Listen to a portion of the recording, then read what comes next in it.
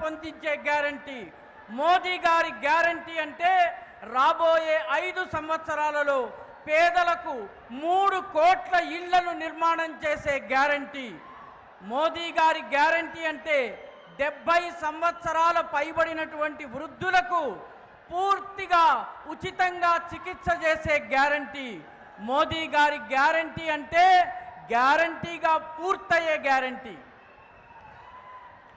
मैं तब तक आगे भाषण नहीं करूंगा जब तक इन बहनों की व्यवस्था नहीं होती है।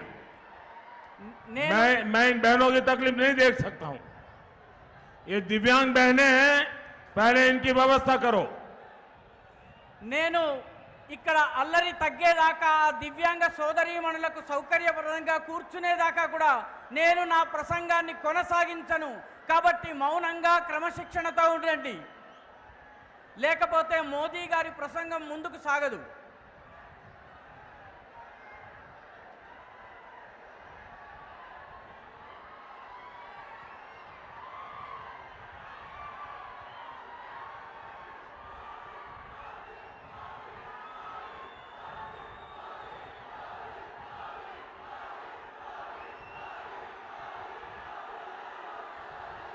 इनको चेयर दे करके ठीक से बिठाइए, इनको बिठाइए। हाँ, एक और बहन भी है, एक और बहन भी है वहां, दिव्यांग है, उनको भी यहां ले आइए।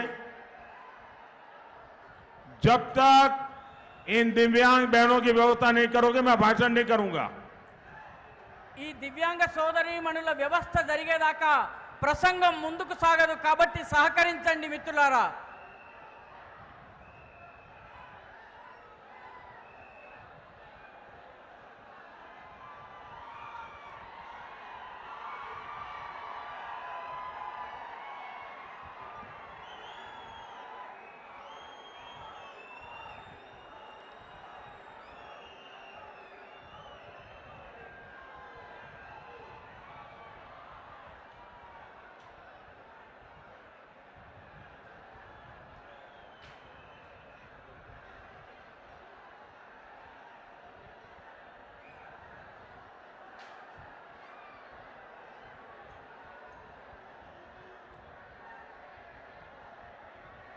भारत माता की, भारत माता की। मैं इन दिव्यांग बहनों का हृदय से आभार व्यक्त करता हूं। इतना कष्ट उठाकर वो हमें आशीर्वाद देने आई है, मैं उनका बहुत आभार व्यक्त करता हूं।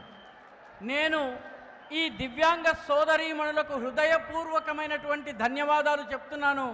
ఎందుకంటే ఇన్ని కష్టాలకు ఓర్చి వాళ్ళు మాకు ఆశీర్వాదాన్ని ఇవ్వడానికి వచ్చారు కాబట్టి నా హృదయపూర్వక ఆశీర్వాదాలు। साथियों, पिछले 10 वर्षों में देश इतना आगे बढ़ा है। 10 साल में हमने तेलंगाना के लिए लाखों करोड़ रुपए भेजे, लेकिन ये पैसे कहां गया? ये पैसा करप्शन का एटीएम लगाकर पहले बीआरएस ने अपनी जेब भरी और अब कांग्रेस भी उसी तरह तेलंगाना को लूट रही है। మిత్రులారా, గత 10 సంవత్సరంలో దేశము చాలా అభివృద్ధి చెందింది। మేము కూడా తెలంగాణ కూడా ముందుకు వెళ్లేందుకు చాలా ప్రయత్నాలు చేశాము। 10 సంవత్సరాలుగా మేము తెలంగాణకు లక్షల కోట్ల రూపాయలు ఇచ్చాము, పంపించాము। కానీ ఆ డబ్బులన్నీ ఎక్కడికి పోయాయి? ఈ డబ్బులన్నీ అవినీతి ఏటీఎం లోకి వెళ్ళాయి। వాటిని ముందు బీఆర్ఎస్ తన జేబులను నింపుకుంది। ఇప్పుడు కాంగ్రెస్ అదే రకంగా తెలంగాణను లూటీ చేస్తోంది। साथियों, कांग्रेस ढेर सारे वादे करके सरकार में आई थी, लेकिन सरकार